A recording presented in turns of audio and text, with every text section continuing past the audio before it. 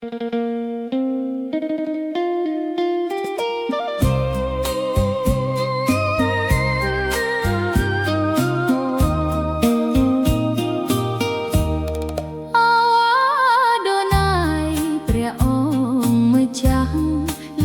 ំងអងម្ចាស់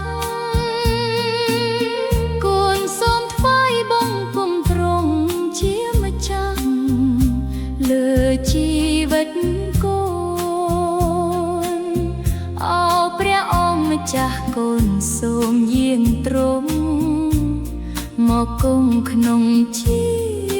វិតកូន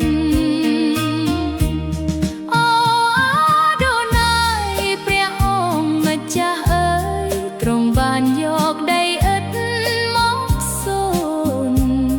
ធ្វើជារូបកូនហើយផ្លុំបញ្ចូលជីវិតដល់កូនសូមលុតជង្គង់ថ្វាយបង្គំទ្រង់កូនសូមច្រៀងថ្វាយបង្គំទ្រង់ហាឡេលូយ៉ាអាដូណាយព្រះអ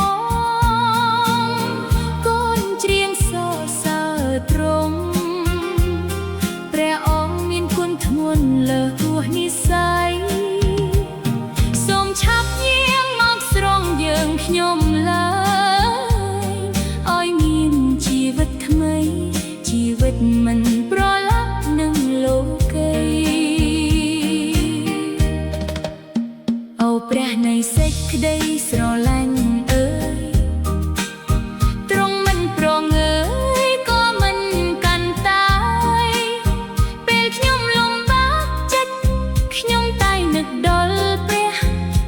អាដូណាយព្រះអង្គម្ចាស់លើទាំងអង្គម្ចាស់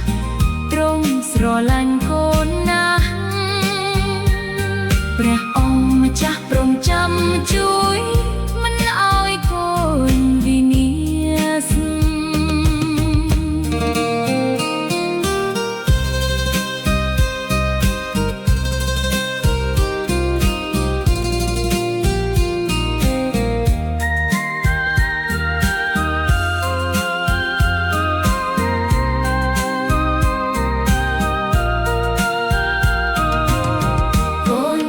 ច្រៀងថ្វាយបង្គំទ្រង់ហាឡេលូយ៉ាអាដូណាយព្រះអង្គគូនច្រៀងសរសើរទ្រង់ព្រះអង្គមានគុណធ្ងន់លើសហួសនិស្ស័យសូមឈប់យាងមកស្រង់យើងខ្ញុំឡើងឲ្យមានជីវិតថ្មីជីវិតមិនប្រឡាក់នឹងលោកីអោព្រះនៃសេចក្តីស្រឡាញ់អើយទ្រង់មិនប្រងើយក៏មិនកាន់តាយពេលខ្ញុំលំបាកចិត្តខ្ញុំតែនឹកដល់ព្រះអាដូ